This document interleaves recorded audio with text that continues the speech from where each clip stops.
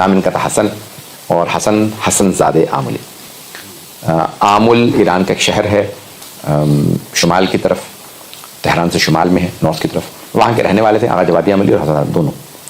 تقریباً میرے اندازے کے مطابق 95-96 برس کے رہے ہوں گے اس وقت. اور ان کی بہت خدمات ہیں. انہوں نے بہت مختلف علوم پہ مہارت، ایک ہوتا ہے جاننا علوم کی، یوں تو میں نے بھی 20-30 علوم پڑھے ہوئے ہیں، پڑھا بھی ہونا اور بات ہوتا ہے، اور تمام علوم میں مہارت ہونا یہ بہت مشکل کام. اکثر جو مجتہدین ہوتے ہیں وہ بھی 7-8 علوم میں ماہر ہوتے ہیں. ماہر سے مراد یعنی پورا کمانڈ ہوتا ہے ان کا، جس میں ادبیات ہیں، مبدا معاد کی، علم کلام کی بحثیں ہیں، فقہ ہے، اصول ہے، اس کے علاوہ منطق ہے، اور کلام کے علاوہ ان کا علم رجال ہے، درایا. یہ علوم ہیں، صرف نحو، بلاغہ، معانی، بیان، بدیع وغیرہ، جن کے اندر مہارت ضروری ہے 9 علوم کے اندر، تب جا کے انسان مجتہد بنتا. لیکن آغا حسن زادہ آملی کو یہ شرف حاصل تھا کہ تفسیر ہو، حدیث ہو، کلام ہو، فلسفہ ہو، اور تمام علوم کے اندر ان کی جو کتابیں ہیں 270 سے زیادہ ان کی کتابیں ہیں مختلف علوم پہ، اور وہ ہر کتاب اپنے میدان میں حرف آخر مانی جاتی ہے. یہاں چاہے وہ عرفان ہو، تصوف ہو، مختلف موضوعات کے اندر ان کی کتابیں. فلسفے میں خاص طور سے ان کو خاص مقام تھا، اور انہوں نے اہل بیت علیہ السلام سے متعلق بہت سی کتابیں لکھی، اور عرفان پہ یا ائمہ علیہ السلام کے مقام پہ، ولایت پہ بے انتہا کتابیں لکھی. نہج البلاغہ کی ایک شرح لکھی تھی مرزا سید حبیب اللہ خوئی نے بہت پہلے، جس میں انہوں نے جو اشکالات وارد کیے گئے نہج البلاغہ سے متعلق، اعتراضات کیے گئے. ابن ابی الحدید معتزلی کی شرح نہج البلاغہ بہت مشہور ہے، 20 جلدوں پہ. لیکن کیونکہ وہ شیعہ نہیں تھے، 700-800 سال پہلے انہوں نے یہ شرح لکھی، اور اس میں وہ کیونکہ شیعہ نہیں تھے تو انہوں نے بعض جگہوں پہ کچھ اعتراضات بھی وارد کیے ہیں، کہ جیسے الحمدللہ الذی فضل المفضول علی الفاضل، کہ جس نے تعریف اس خدا کی کہ جس نے مفضول کو، جس کی فضیلت کم ہے، اسے افضل پہ اولویت دے دی. یعنی پہلا بنا دیا اس کو جس کی فضیلت کم تھی، اور جس کا فضل زیادہ تھا اس کو.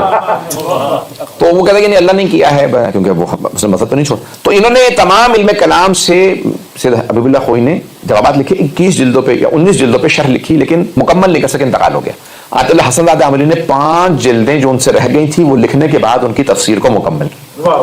نہج البلاغہ کی جو تفسیر انہوں نے لکھی تھی اسے مکمل کیا، اسی زبان، عربی زبان میں، اسی اسلوب سے، اسی طریقہ کار سے. ایک عالم کے جتنا تبحر اور مہارت ہوتی ہے لازمی نہیں دوسرے میں بھی ویسا ہی ہو، اور خصوصاً اگر فیلڈ الگ الگ ہو، اور تمام علوم کے اندر اتنا ہی کمانڈ حاصل کرنا یہ بغیر توفیق الہی کے کچھ بھی نہیں. میرے ایک بہت بڑے استاد تھے، میں قرآن مقدس میں نے ان سے بہت استفادہ کیا، مرحومۃ اللہ شیخ نور محمدی کے نام سے. تو میں ان سے ایک مرتبہ حضرت پوچھ رہا تھا، وہ نجف کے پڑھے تھے، کہتے تھے میں 76 میں قم آیا، تو کبھی یہاں پہ ہیں ایرانی لیکن ساری زندگی نجف میں رہتے، اس لیے کہا کہ یہاں پہ لوگوں کو نہیں جانتا تھا.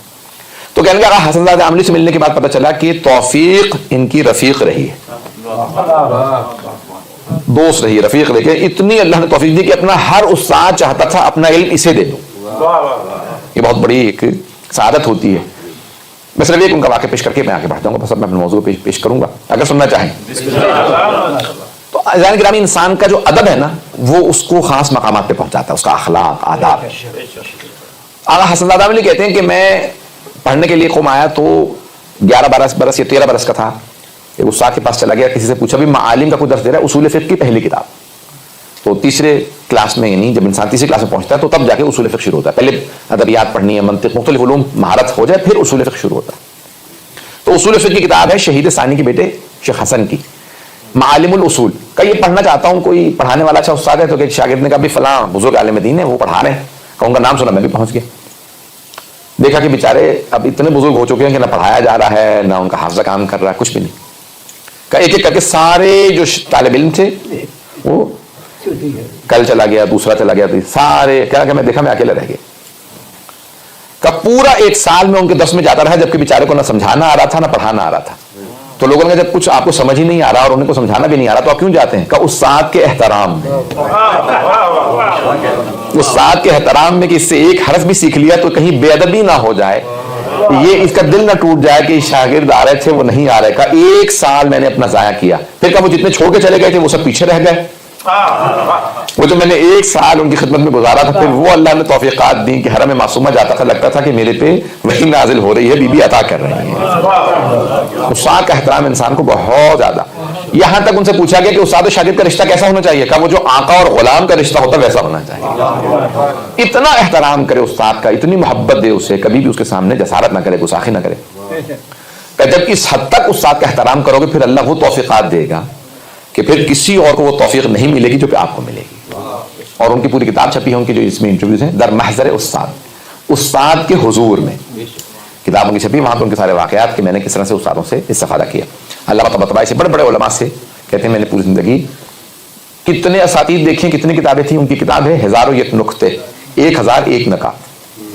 تو کہتے ہیں کہ میں نے اپنی زندگی سارے اساتذہ سے جو کچھ استفادہ کیا اس میں نچوڑ لکھ دیا ہے. 270 کتابیں, اس کتاب میں خاص اس کا ایک نقطہ پیش کر دوں اگر سننا چاہیں. کہ وہ کہتے ہیں 1001 نقطے, اس میں 1001 نقطے انہوں نے لکھے, 1001. تو کہتے ہیں کہ ایک فلسفی پہلے تحقیق کرتا ہے بعد میں مانتا ہے, اور ایک متکلم تھیولوجی کا جو ایکسپرٹ ہے وہ پہلے مانتا ہے بعد میں تحقیق کرتا ہے. مجھے وضاحت کرنی پڑے گی. فلسفی کا کیا ہوتا ہے؟ وہ کہتا ہے میں پہلے دیکھوں گا, اگر ثابت ہوا تو مان لوں گا, نہیں تو نہیں مانوں گا. اسی لیے ہمارے علماء منع کرتے ہیں فلسفہ زیادہ نہ پڑھو, دماغ خراب ہو جائے گا. لیکن علم کلام کا محقق پہلے مانتا ہے, میں مانتا ہوں توحید ہے, اللہ ایک ہے, اب تحقیق کروں گا. یعنی پیدائشی جو مسلمان ہوتے ہیں وہ علم کلام کی بنیاد پہ چلتے ہیں, پہلے سے اللہ کو مانتے ہیں, پہلے سے عدالت کو مانتے ہیں, پہلے سے نبوت کو مانتے ہیں, پہلے سے 12 اماموں کو مانتے ہیں, اب تحقیق کر کے ثابت کرتے ہیں. لیکن فلسفی یہ ہوتا ہے کہ پہلے تحقیق کرتا ہے, ثابت نہیں ہوا تو چھوڑ جاتا ہے. اس لیے بہت سے فلسفی آپ دیکھیں گے ملحد ہو جاتے ہیں, ایتھیسٹ ہو جاتے ہیں, کیونکہ پہلے تحقیق کرتے ہیں. رضوان کرام سے کہتے ہیں کہ عقیدہ اتنا مضبوط ہونا چاہیے کوئی بڑے سے بڑا ملحد بھی آ جائے تو آپ کو ہلا نہ سکے. بات پہنچ رہے جانے کے, اس لیے عقیدے کا پختہ ہونا بہت ضروری. تو وہ خود فلسفی تھے لیکن کہتے تھے کہ نہیں, متکلم میں اور فلسفی کے اندر یہ بہت بڑا فرق ہے.